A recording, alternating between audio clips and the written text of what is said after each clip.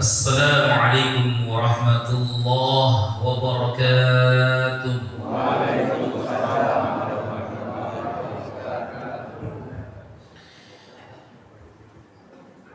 Alhamdulillah wa syukru lillah, la hawla wa la quwwata illa billah.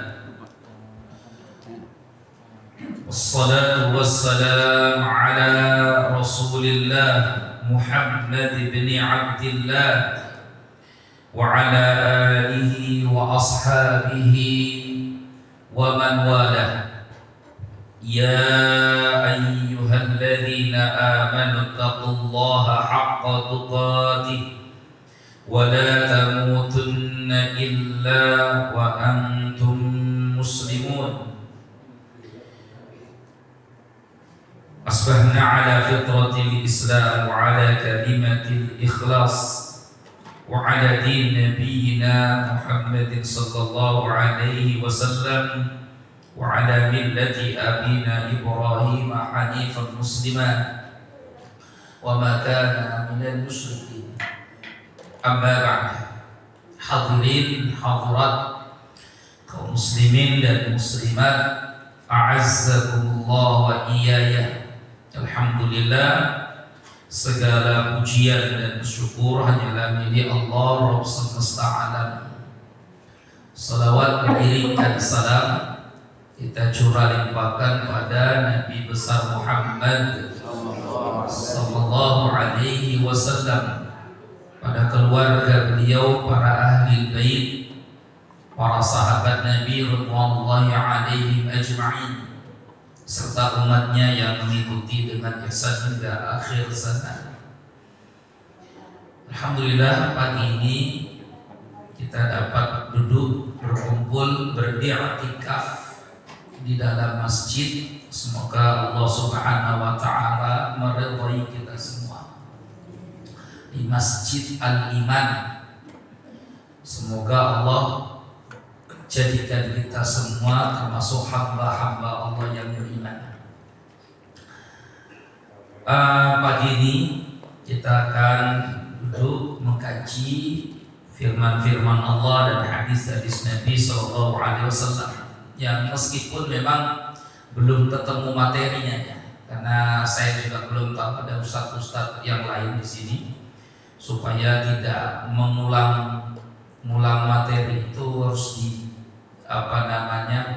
bagi betul-betul sesuai dengan jadwalnya masing-masing. Karena mengingat di masjid ini kita baru mulai ta'lim, ada 4 ustadz ya. Ada berapa ustadz?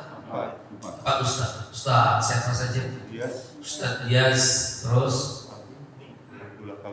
Ustadz ya, terus Ustadz Asep Khalis atau Asep Abdullah, terus Doni. Ustadz Dias apa materinya? Fikih. Oke, nah begitu jadi bagi Ustadz Dias saja apa? Fikih. Berarti beliau kaji fikih ibadah dari mulai toharo nanti sampai akhir. Pasti kalau Ustadz Dias saya kenal betul sama beliau, pasti beliau bawa kitab, nanti kajinya entah kitab apa. Kalau memang beliau dapat amanah menyampaikan materi fikih. Terus Ustadz Doni apa materinya?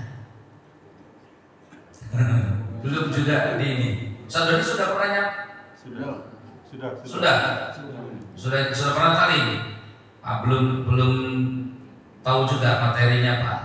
Ustadz Asep sudah pernah? Oh belum. Sudah. Ya. Jadi kalau gitu karena belum, saya ambil bagian duluan. Ini untungnya yang duluan. Jadi kalau Ustadz Dias ambilnya apa? Fikih, saya hadis insyaallah. Karena di Masjid Muhajirin kita kan kaji tafsir Al-Quran sama Riyadhus Shalihin. Al-Quran sama hadisnya sudah ada di sana. Al-Quran dan Riyadhus Shalihin. Nah di sini kita kaji insyaallah hadis arba'in. Hadis arba'in. Nanti kita kaji hadis arba'in. Nanti Ustaz Asep sama Ustaz Doni tinggal ditanya itu Pak Rajul, tinggal tanya Ustaz materinya apa ya, supaya nanti nggak kebetulan. Kalau Ustaz Doni maunya tematik ya terserah beliau tematik ya. Ustaz Asep biasanya kaji kitab juga biasanya. Dan masing-masing nanti dibagi. Baik, sekarang kita mau kaji hadis ya, terutama hadis al-arba'in. Kenapa kita mulai dari hadis al-arba'in?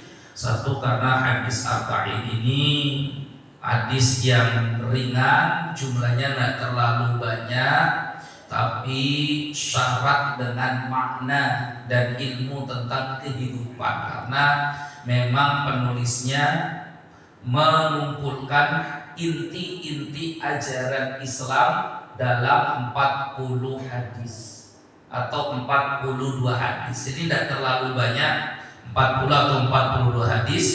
Kemudian saya juga bawa syarahnya. Saya punya beberapa syarah hadis arba'in ya, mulai dari yang paling tebal sampai yang paling ringkas ya, ada beberapa. Saya punya 4 syarah hadis arba'in. Tapi kita pakai yang saya memandang ini syarah paling bagus lah, paling lengkap. Namanya Al-Jawahir Al-Lu'lu'iyah, syarah arba'in Nawawiyah, tulis oleh Al-Allamah Muhammad bin Abdullah Al-Jurdani Dimyati rahimahullah ta'ala Asy-Syafi'i ya, beliau ulama besar mazhab Syafi'i. Nanti kita pakai syarahnya kitab ini Al-Jawahir Al-Lu'lu'iyah, ada 640 halaman ya, insyaallah. Jadi arba'in artinya 40, tapi di dalamnya sebenarnya enggak 40 juga, ada 42 hadis. Jadi ada 42 hadis. Nah, nanti beberapa pensyarah kitab syarah itu artinya hadis yang tadinya ringkas dijelaskan panjang lebar. Itu namanya pensyarah. Bahasa Indonesianya itu penjelas, pemaparan. Hadisnya kan, hadis-hadis Nabi itu kan biasanya tidak panjang, tapi dijelaskan, dipaparkan sampai panjang lebar. Itu namanya pensyarah. Nah, meskipun ada beberapa pensyarah yang kemudian menggenapkan jadi 50, seperti Imam Ibnu Rajab Al-Hambali itu jadi 50, tapi kita pakai dulu yang ini ya, karena yang 40 ini memang betul-betul saripati dari ajaran Islam ya, insyaallah. Siapa penulis kitab Al-Arba'in atau Al-Arba'in? Namanya ulama besar, terkenal sekali. Bahkan ini dicintai oleh seluruh kaum muslimin. Namanya Al-Imam An-Nawawi, Imam Nawawi Asy-Syafi'i. Beliau ini ulama besar mazhab Syafi'i. Bahkan bukan hanya ulamanya. Jadi beliau ini disebut dengan muhaqqiq mazhab Syafi'i. Betul-betul pentashih ya, penseleksi mazhab Syafi'i. Makanya dia ini julukannya Syafi'i kecil, karena kalau ada Syafi'i besar, siapa Syafi'i besar? Yang ulama pendiri mazhab Syafi'i, namanya Imam Syafi'i Muhammad bin Idris, wafat tahun 204 Hijriah. Baru nanti ada Syafi'i kecilnya, karena ilmunya ya luar biasa, mendalami mazhab Syafi'i. Namanya Al-Imam An-Nawawi ya, An-Nawawi, Imam Nawawi. Di Indonesia makanya banyak yang namanya Nawawi itu karena terinspirasi sama Imam Nawawi. Kan banyak namanya Nawawi, Pak Nawawi, berarti dia terinspirasi oleh Imam Nawawi. Makanya orang Indonesia ini namanya bagus-bagus. Yang terinspirasi dengan Imam Syafi'i, lahir anak namanya siapa Pak? Syafi'i. Ya. Yang terinspirasi sama Hanafi, namanya siapa? Hanafi. Sampai saya pengajian di satu keluarga besar. Ada pengajian satu keluarga besar. Ya, rumah sahabat saya, Ustaz juga. Ternyata ini keluarga besar, nama anak-anaknya nama ulama semua. Ya, dia orang tua-tua. Yang ini namanya Ustaz, ini Syafi'i, yang ini Hambali, yang ini anak yang ini Malik. Wah, jadi pengajian kita malam ini disaksikan oleh para ulama. Namanya hebat-hebat semua. Itu namanya hebat-hebat semua. Jadi ini salah satu keunikan orang Indonesia. Karena cintanya kepada para ulama, maka anak-anaknya juga diberi nama-nama apa? Ulama, diberi nama-nama ulama. Maka di Indonesia juga ada Nawawi. Kalau ini kan Nawawi yang mendunia. Nah, di Indonesia juga Nawawi Al-Bantani dari Banten. Ya, Nawawi Al-Bantani. Itu termasuk kakek buyutnya mantan wakil presiden kita kemarin, Pak siapa? Pak Maruf Amin. Ya, Pak Maruf Amin. Baik, jadi nanti kita ngajinya kitab ini ya, kitab apa namanya, Al-Arba'in An-Nawawiyah. 40 hadis dikumpulkan oleh Imam Nawawi. Kenapa 40? Karena 40 itu apa namanya, banyak sekali pelajaran tentang 40.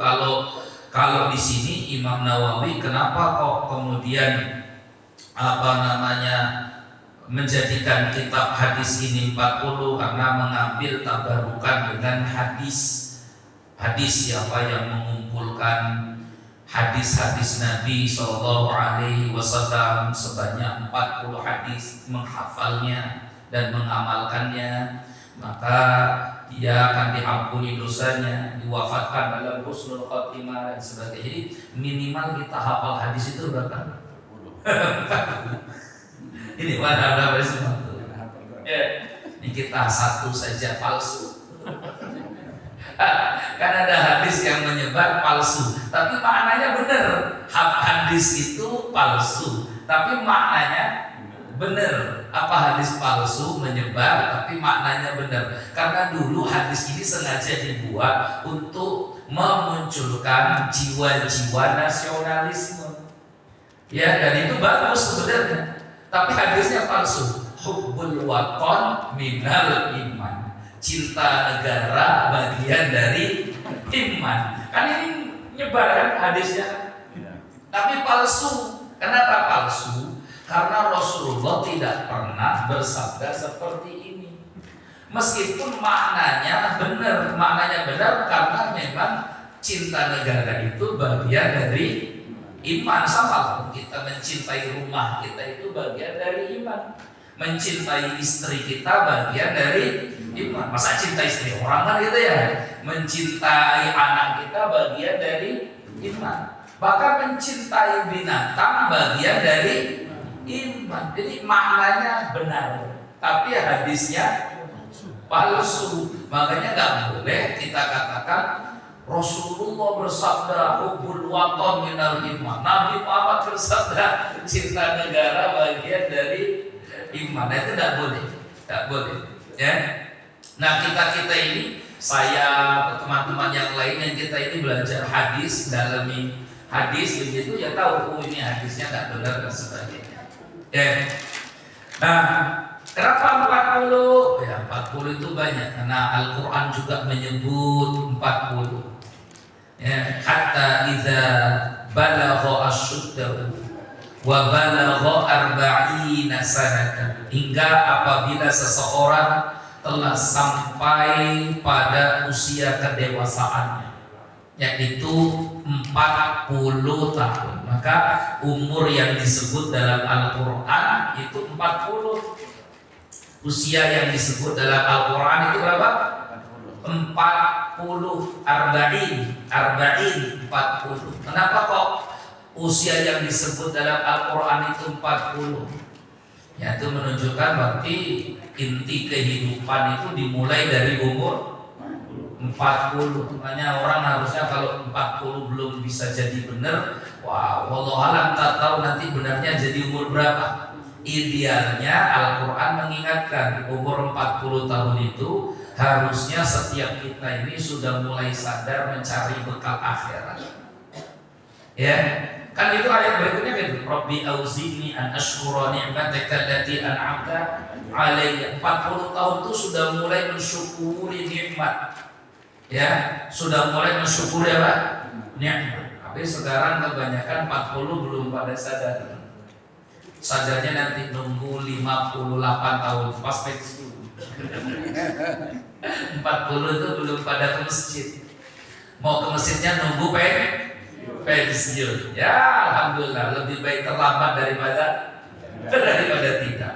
Itu ilmunya orang menyenangkan. Ilmu menyenangkan orang. Ya, lebih baik terlambat daripada tidak. Ya, karena kita suka sama yang terlambat itu masalahnya.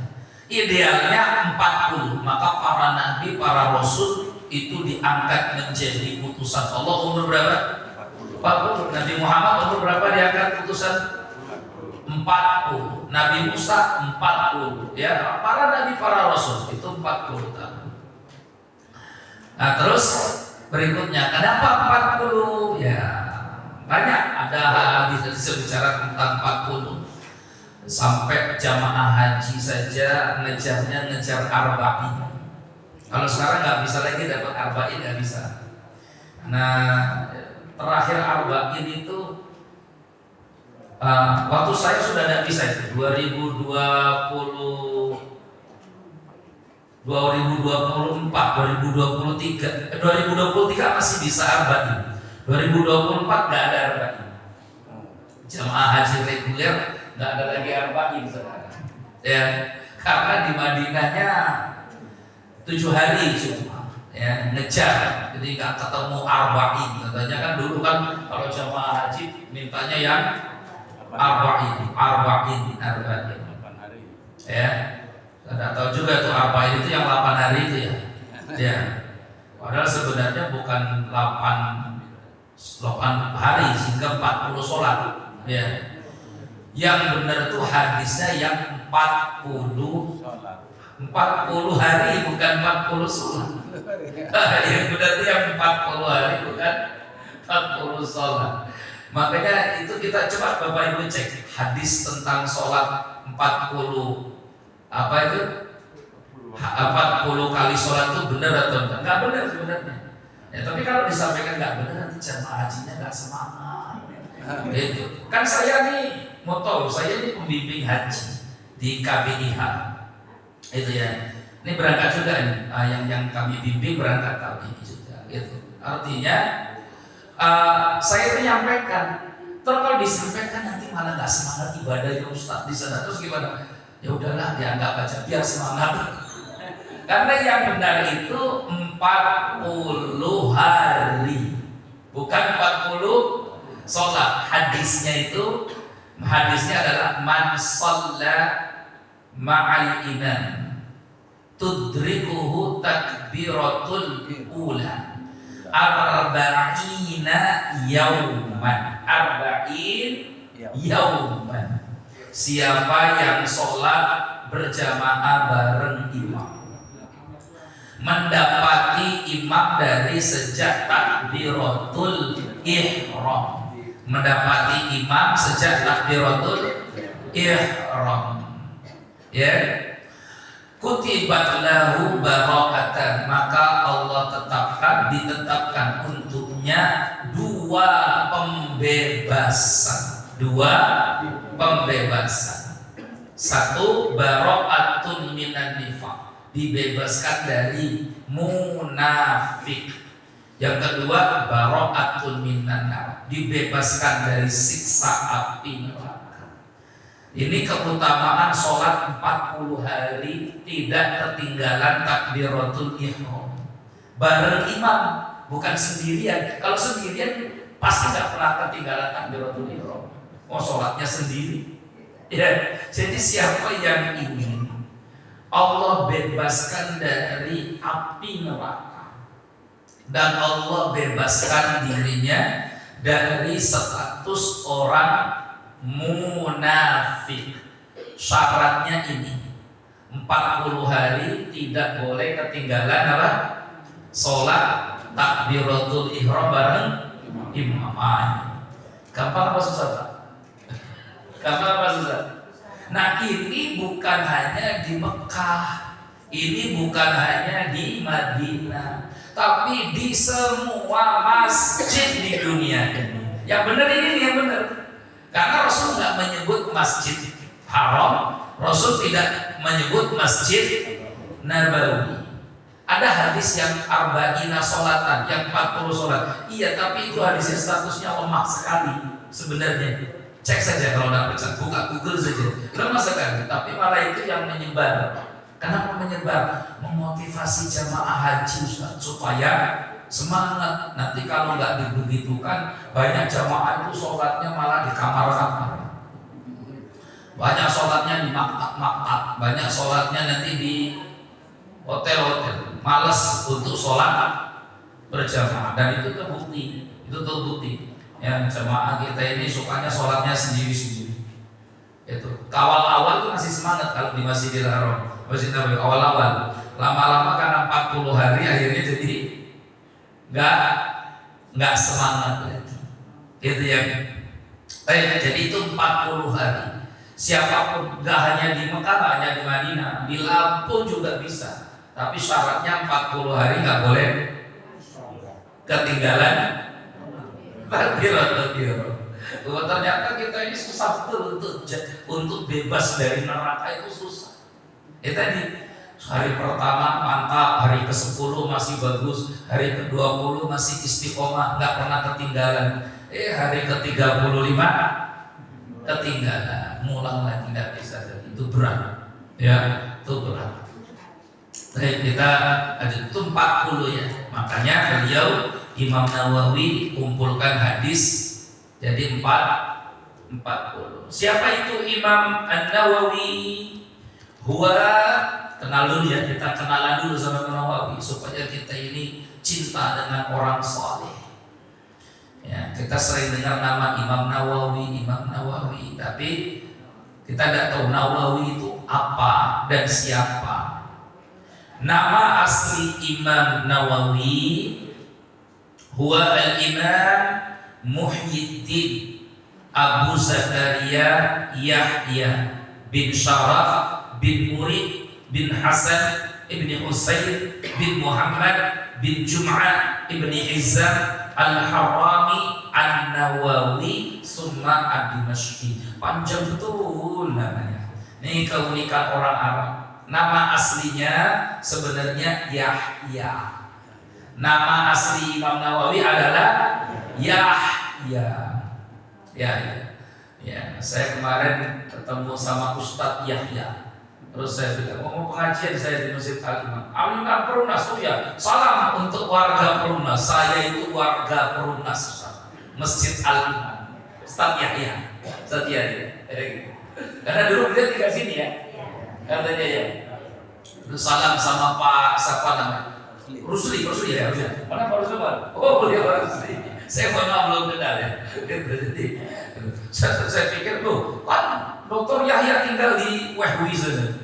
Saya dulu lama tinggal di Perumnas ya, di sini katanya Masjid Al-Imam. Oh, ya, dia bareng sama saya di Janik sama Baitul Mukmin ya, karena dia sekarang fokus ngurus Janik sama Janik itu pondok di atas di Batu Putu sana, punya Pak Dasril Bagindo ya, sama Baitul Mukmin di Masjid Begadang. Baik, Yahya. Jadi nama aslinya Yahya. Nama aslinya Yahya bin Sharaf bin Murid bin Hasan bin Husain bin Muhammad An-Nawawi. Kenapa dipanggil Imam Nawawi? Karena beliau dari Nawa, asalnya dari Nawa. Jadi beliau asalnya dari Nawa, salah satu tempat salah satu tempat gitu ya yang ada di Damaskus ya, yang ada di Syam, di Damaskus, maka akhirnya beliau dipanggil Nawawi karena aslinya dari Nawa. Kalau dari Jawa berarti Jawi. Kalau dari Lampung berarti Lampungi. Ada ulama-ulama besar dulu Nusantara di Mekah. Ada khotib terkenal itu dari Minangkabau, pada Al-Khatib Al-Minangkabawi. Karena beliau ini penceramah Masjidil Haram dari Padang, Minangkabau. Sampai sekarang anak keturunannya masih ada di Mekah. Jadi dulu Nusantara kita ini punya ulama-ulama yang diakui dunia. Ini dulu ya, kalau sekarang enggak. Makanya kita sedih. Saya ngobrol sama guru kami, ya, Kiai Dr. Ahmad Irwani. Dia bilang iya, kalau dulu kita ini menghasilkan ulama-ulama luar biasa diakui dunia. Kalau sekarang ini ya yang kita katakan ulama di negeri kita ini kalau kumpul sama ulama-ulama dunia itu belum sampai ke level mereka. Ya, itu berarti kualitas pendidikan kita itu di sini masih kurang. Ya, intinya orang Arab suka begitu. Kalau Lampung Lampungi, kalau Jawa Jawi, kalau Palembang Palembangi, nah kalau Minangkabau Minangkabawi. Ya, ya. Makanya Nawa jadi Nawawi. Ya, itu salah satu nama tempat di Damaskus, ya. Syam. Jadi Syam itu sekarang jadi 4 negara: Palestina, Yordan, Lebanon, Syria. Nah, salah satunya ada di Damaskusnya, ada di Syria. Jadi beliau asli dari sana, bukan di Mekah, bukan di Madinah, tapi di negeri Syam. Wulida al-Imam Nawawi fi syahri Muharram. Imam Nawawi lahir di bulan Muharram, bulan Syuro. Sana ihda wasadasin wasana mi'a lil hijrah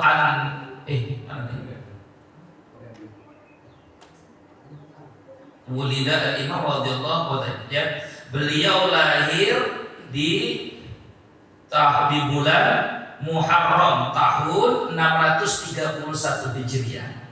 Ihda wasadasin wasitumi'ah 631 Hijriah. Sekarang tahun berapa? 1447. Beliau lahir 631. Wafat 676. Berarti beliau itu umurnya cuma 45 tahun. Hampir seumuran saya nih. Ya, saya 41. Berarti bentar lagi nih 45 tahun. Imam Nawawi wafat umur 45 tahun. Tapi kalau amal, wah jauh betul, ya nggak berlawan. Ada yang di sini bisa yakin betul ngalahkan amalnya Imam Nawawi. Yang 60, yang 70, ya kan? Cuma 45 tahun, berkah betul Bapak Ibu. Umurnya berkah. 45 tahun, ilmunya luar biasa. Kaum muslimin di seluruh dunia butuh pada kitabnya. Coba sekarang masjid-masjid punya kitab Riyadhus Shalihin. Kalau nggak punya Riyadhus Shalihin, hadis Arba'in Nawawi. Beliau juga punya kitab Raudhatul Thalibin. Saya punya beberapa kitab beliau, ya, di rumah.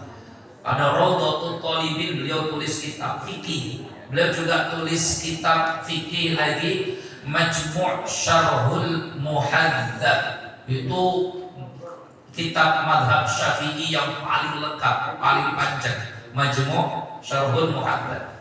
Beliau juga tulis kitab Al-Adhkar Nawawi, ya. Dan kitab-kitab yang lain. Di adab beliau juga tulis kitab At-Tibyan fi Adab Hamlatil Quran. Jadi kalau kitab-kitab beliau ini semuanya dimiliki, itu saja sudah bisa jadi perpustakaan untuk satu Imam Nawawi saja. Ya, itu karena banyak sekali kitab yang beliau tulis. Sampai para ulama itu geleng-geleng kepala karena seolah-olah nggak masuk di akal. Kenapa nggak masuk di akal?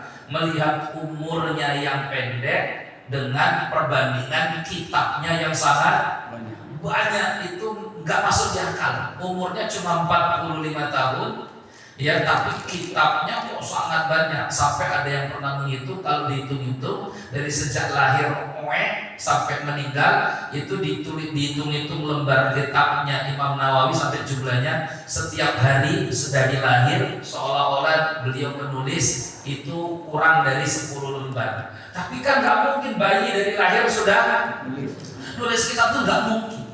Itu menunjukkan namanya berkah umur. Berkah umur. Ya. Ini namanya Imam An-Nawawi Asy-Syafi'i. Annahu kana naqiman ila jaddihi wa qad balagha min al-umr 7 sinin. Ini sekarang cerita orang tuanya. Bapaknya tidur, bapaknya Nawawi tidur di samping anaknya. Pada waktu itu Nawawi umurnya masih 7 tahun. Lailatul Sabi' wal Ishrin min syahri Ramadan, bertepatan malam 27 Ramadan. Saat Nawawi kecil tidur, bapaknya di sebelahnya. Itu 27 Ramadan. Fantabaha nahwa nisfil laili wa aiqadhani. Kata bapaknya, Nawawi yang masih 7 tahun bangunlah di tengah malam 27 Ramadan dan membangunkan aku, bapaknya. Ayah bangun. Wa aiqadhani, bangunkan aku. Wa qala ya abati, wahai ayahanda, ma hadha ad-daw allazi qad mala'ad dar. Ini ada cahaya terang betul di rumah kita, memenuhi seisi rumah kita. Ini cahaya apa? Maka si ayah pun bangun dan dibangunkan juga semua keluarganya. Bundanya dibangunkan, saudara-saudaranya dibangunkan. Ini cahaya terang betul, cahaya apa? Kalau sekarang kan cahaya lampu banyak di mana-mana. Tapi 700 tahun yang lalu belum ada bertemu lampu-lampu begini. Rumah masih gelap. Jangankan 700 tahun, Pak, ya. Kita 70 tahun yang lalu saja di rumah-rumah kita masih gelap, masih gelap. Nah, semua keluarga kebingungan. Bapaknya bingung, ibunya bingung, saudaranya bingung. Kenapa? Di rumah itu gelap. Yang melihat cahaya coba Nawawi, anak umur 7 tahun. Fa'arraftu annaha lailatul qadar. Setelah dewasa aku tahu, oh yang aku alami itu ternyata namanya Lailatul Qadar. Jadi umur 7 tahun beliau sudah dapat apa? Lailatul Qadar. Kita umur begini banyak tahun, Lailatul Qadar. Itu karena makin akhir makin keder. Dapat. Ya, wallah tak kita ini dapat tanda. Ya. Ada yang dapat, alhamdulillah, syukuri yang dapat. Yang moga-moga kita istiqomah sampai akhir. Ya, ini kisah Nawawi di waktu kecilnya. Baik. Waktu kecil Imam Nawawi ini aneh. Kalau diajak main sama teman-temannya nggak mau. Kalau dipaksa nangis. Beda sama anak kita. Kalau nggak diizinkan main, nah Imam Nawawi nangis. Wa kana qad ja'alahu abuhu fid dukkan. Bapaknya mengamanahi Nawawi kecil jaga warung.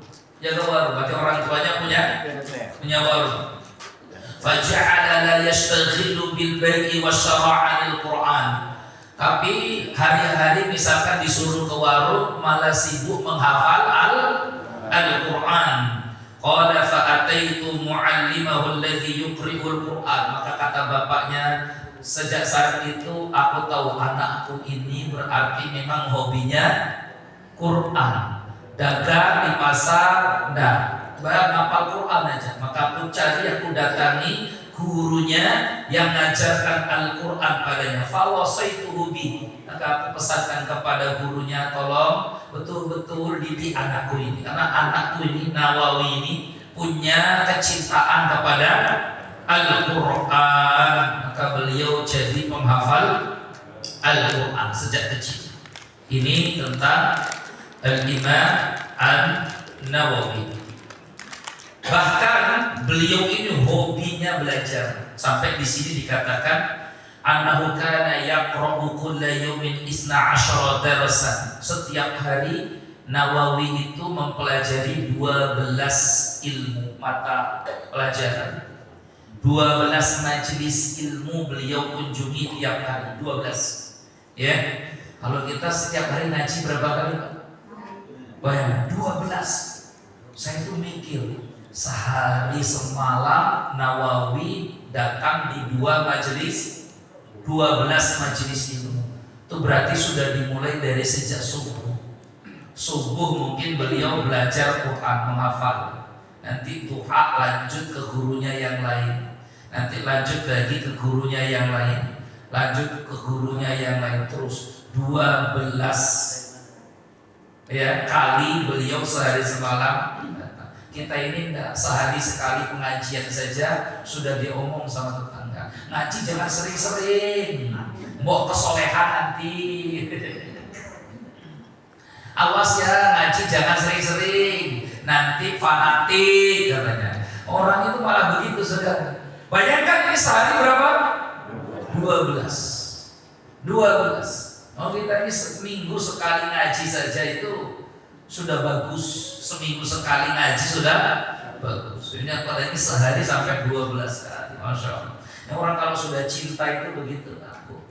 Orang tuh kalau sudah hobi, kalau sudah cinta itu nggak bisa. Sudah di luar nalar kita. Orang kalau hobinya Al-Quran, satu hari itu dia mesti, kalau penghafal Quran satu hari itu dia mesti mengulang murojaah minimal itu 3 juz, rata-rata 5 juz setiap hari.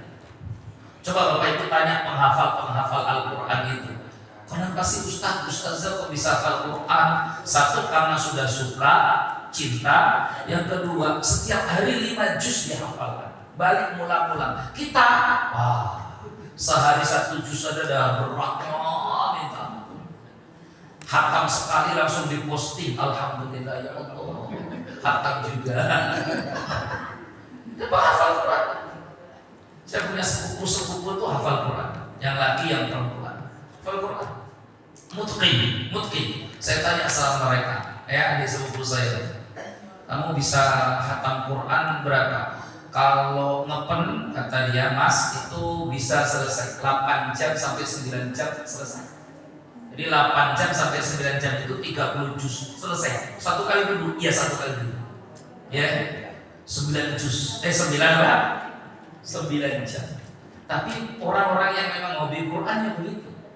Ya, dia fokus dengan Al-Qur'annya. Makanya Bapak Ibu kalau ketemu penghafal Quran betul-betul muliakan, karena mereka itu orang-orang yang luar biasa. Ya, kalau kita ini kan paling baru juz 30, bukan 30 juz. Nah, ini Imam An-Nawawi Asy-Syafi'i rahimahullah taala. Banyak sekali kisah-kisah tentang beliau Imam Nawawi yang disebutkan oleh pensyarah kitab, ya, Syekh Al-Jurdani, tentang waroknya luar biasa. Beliau ini waroknya luar biasa. Apa sih warok? Warok itu artinya menjaga diri dari yang yang haram dan yang syubhat. Beliau ini menjaga diri dari yang haram dan yang syubhat. Beliau, jamaah sekalian, di Damaskus itu banyak sekali tanah-tanah wakaf. Di Damaskus itu banyak sekali tanah-tanah wakaf yang dulu sejak kekhilafahan Islam, tanah-tanah wakaf itu sebenarnya diperuntukkan bagi kaum muslimin. Tapi dalam perjalanannya banyak orang yang tidak amanah mengurus tanah wakaf. Akhirnya tanah wakaf itu dijadikan milik pribadi, ditanami buah-buahannya dijual untuk kepentingan sendiri. Padahal yang namanya wakaf Apalagi dalam mazhab Syafi'i. Mazhab Syafi'i ini kalau urusan akadnya ini paling ketat. Jadi mazhab Syafi'i itu kalau urusan akadnya paling ketat. Nanti kita belajar sama Ustadz Dias karena beliau memang mendalami mazhab Syafi'i. Ustadz Dias itu mendalami mazhab Syafi'i. Nah memang beliau belajarnya di Pakistan mazhab Syafi'i dan Hanafi. Nah Pakistan yang Hanafi. Tapi akad itu Syafi'i paling ketat. Jual beli saja itu kalau ikut mazhab Syafi'i, wah kita lama. Makanya sekarang ini yang mengaku mazhab Syafi'i, kalau jual beli itu ikut mazhab yang lain, Hambali biasanya. Kalau Syafi'i itu pakai akad apa itu, seperti orang pengantin nikah itu. Ini berapa harganya, bayang seikat, 3.000 ya sudah, aku terima bayarnya dengan harga 3.000 rupiah. Sah. Nah ini tunai selesai. Kalau sekarang kan enggak, kita ini akad tuh bebas. Ada yang makan gorengan, makan dulu. Belum jelas itu akadnya apa, belum jelas itu. Duduk dia di tempat warung gorengan, makan dulu. Enak bawaannya cik, enak gitu. Ini nggak jelas ini. Yang tukang gorengan juga ketar-ketir dia makan dulu. Dan bayar apa? Takutnya nanti di akhir malah bilang utang. Ya, kalau di Syafi'i nggak boleh. Ketat. Akadnya harus jelas dulu. Kamu kesini beli kan utang. Kalau ngutang katakan hutang, kalau beli ya beli. Terus harganya mesti dijelaskan berapa supaya nggak horor. Kadang kan kita makan ternyata kaget waktu tahu. Nah kadang pedagang begitu tuh. Saya pernah beli makanan pinggir jalan itu nggak ada harganya. Tahu-tahu aduh kaget kita. Emang sengaja nggak dibuat harga itu di menunya supaya saya nggak tahu apa motifnya. Bisa jadi dia ingin nutupi ya, ngerjai pembeli, karena kalau pembelinya tahu dia nggak akan mau beli dan sebagainya. Kan pedagang itu mesti amanah. Jadi dalam prakteknya itu ternyata akad-akad kita ini kebanyakan ikut mazhab Hambali sesuai kebiasaan masyarakat. Ya, tidak seperti mazhab Syafi'i. Syafi'i termasuk tetap. Nah, wakaf termasuk di dalamnya. Apalagi ngolah wakaf. Wakaf ini yang paling sulit untuk dikelola karena dia terkait dengan wasiat dari muwakifnya itu sendiri yang mewakafkan. Nah harusnya tanah wakaf itu tidak boleh dimiliki oleh pribadi, haram, nggak boleh dimiliki. Tapi ternyata prakteknya tanah-tanah wakaf di Damaskus banyak dimiliki oleh pribadi, bahkan ditanami ditanami buah-buahan. Kalau wakaf ini nggak boleh milik pribadi. Ya, makanya ini kita akhirnya ngelebar teman-teman. Kuburan itu milik pribadi atau milik wakaf? Milik wakaf. Tergantung, ada kuburan milik pribadi, ada kuburan milik wakaf. Ya. Kalau kuburan milik pribadi itu seperti kuburan keluarga, tanah keluarga, kuburan keluarga itu milik pribadi. Silakan, kalau itu terserah dia. Tapi kalau itu milik di tanah wakaf, maka terkait hukum-hukum wakaf tidak boleh dimiliki. Nah, emang ada orang memiliki kuburan sendiri? Ada. Itu yang disebutkan dalam hadis Nabi itu. Maka Nabi melarang. Dan sekarang banyak dilanggar oleh umat Islam. Apa itu? Naha Rasulullah an tajsisil qabr wa an yuttakhad alaihi bina. Itu di hadis Riyadhus Shalihin. Nabi itu melarang kuburan dibuat bangunan atau disemen, dikencing semuanya. Itu dilarang oleh Nabi Shallallahu Alaihi Wasallam. Nah itu nanti mazhab Syafi'i merinci. Di mazhab Syafi'i dirinci apa yang dimaksud larangan Nabi ini. Maka kata mazhab Syafi'i, kalau tanahnya tanah kuburan itu musabal wakaf, maka tanah wakaf itu haram dimiliki oleh pribadi sendiri masing-masing. Karena tanah wakaf itu milik seluruh kaum muslimin. Jadi nggak boleh dikencing, nggak boleh disemen, apalagi dibuat bangunan. Karena itu milik seluruh orang yang mau meninggal punya hak dikubur di situ. Nah sekarang kan banyak problemnya kita nih, tanah wakaf kuburan seolah-olah milik sendiri. Akhirnya disemen, bingung. Yang mati belakangan bingung. Iurannya bayar terus, mau mati susah, tempatnya habis, tempatnya gak ada. Itu harusnya. Makanya Islam itu sebenarnya sudah mengatur. Kalau milik pribadi silakan, milik keluarga terserah dia. Ya, nah itu diatur di kitab-kitab fikih mazhab Syafi'i itu sebenarnya diatur. Tapi banyak dilanggar oleh kaum muslimin. Kenapa kok banyak dilanggar? Karena penceramahnya, gurunya, ustadznya, da'inya diam, nggak mau menjelaskan, ya nggak mau jelaskan. Maka Imam Nawawi sampai wafat beliau nggak mau makan buah-buahan. Kalau ditanya ini dari mana? Oh ini dari maksudnya beliau berhenti. Tapi kalau ini dari tempat ini beliau makan. Kenapa kok beliau nggak mau makan buah-buahan kalau asalnya dari sini? Karena di tempat itu dulu banyak tanah-tanah wakaf yang sudah tidak lagi dijaga amanahnya, malah dimiliki. Itu nggak boleh, haram. Maka Imam Nawawi tidak mau makan buah-buahan kalau asalnya dari sana. Itu namanya warok. Warok itu apa sih? Kita tuh kan nggak tahu entah buah-buahannya ini dari mana. Tapi kalau asalnya dari sana, jangan-jangan yang saya makan ini adalah hasil dari wakaf. Nah itu jangan. Sampai seperti itulah Imam Nawawi menjaga badannya supaya tidak masuk hal-hal yang subhat. Ya, la yaqulu min faqihati dan wara'an. Beliau nggak pernah makan buah-buahan kalau asalnya dari Damaskus. Ya. Kenapa? Karena banyak tanah-tanah di Damaskus itu milik wakaf. Allahu a'lam bishawab. Itu Imam An-Nawawi.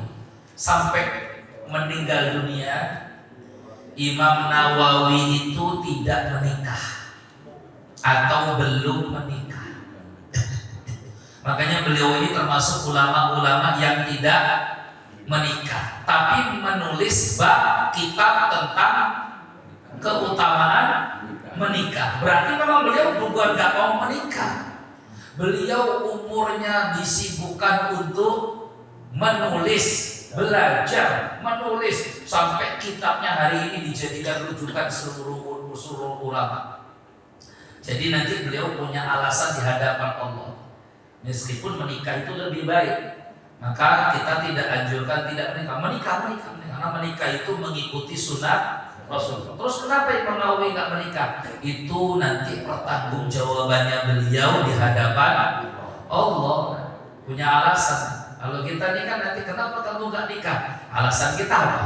Oleh Imam Nawawi alasannya pasti nanti sibuk menulis kitab, mengajarkan ilmu setiap hari 12 majelis, didatangi, dikunjungi. Kalau kita ya alasannya kenapa nggak nikah? Bingung kita nanti. Ya, jadi masing-masing nanti bawa alasannya di hadapan Allah masing-masing. Yang alasan itu bisa saja diterima oleh Allah, bisa saja tidak. Orang nggak puasa saja ada alasannya kok Pak. Kenapa kok kamu nggak puasa Ramadan? Saya kalau puasa suka perutnya sering lapar Mas. Ada alasan ya kan? Macam-macam.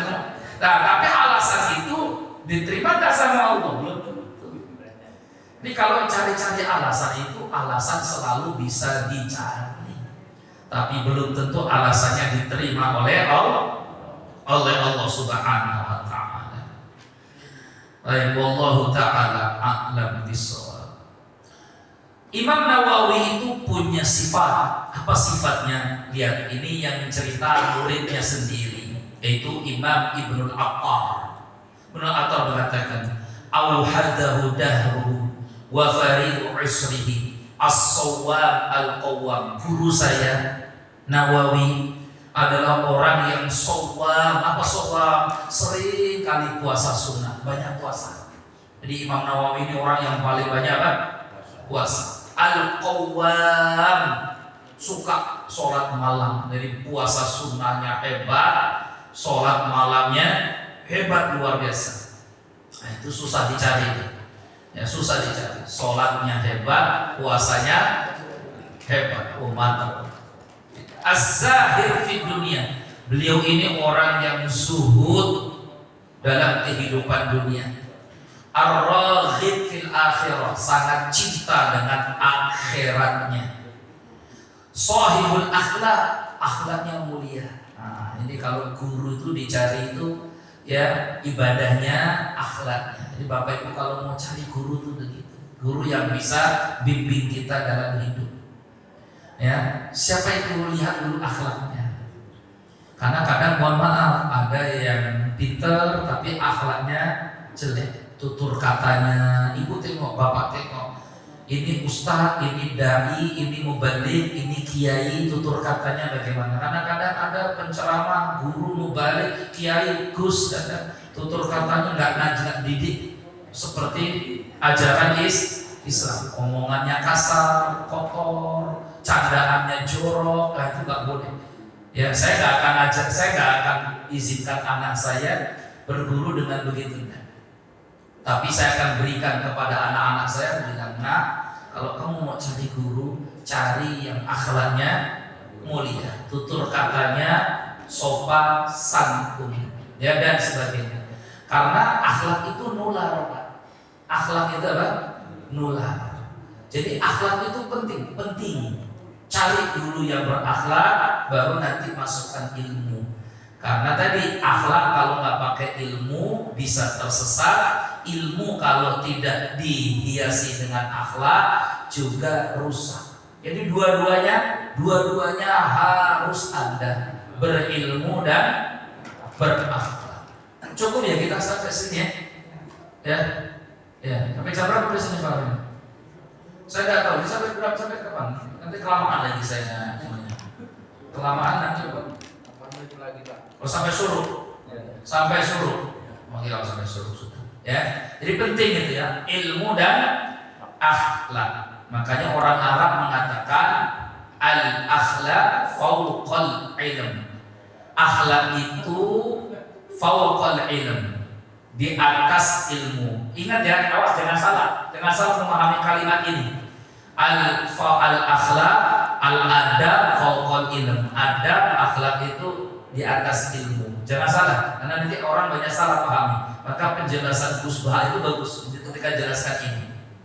Karena sering orang bilang di komentar-komentar itu, makanya adab itu di atasnya ilmu. Nah, akhirnya seolah-olah menganggap adab itu paling tinggi, lebih tinggi daripada ilmu. Enggak, ilmu itu lebih tinggi. Ilmu itu lebih tinggi, ya. Tapi adab juga penting. Maka orang Arab mengatakan al-adab fauqal ilm, fauqa bukan ala. Kalau lebih mulia itu ala. Ya, tapi orang Arab menyebut fauqa. Fauqa itu begini nih. Kalau saya tanya sama Bapak Ibu, mana lebih penting? Atap atau dinding? Yo.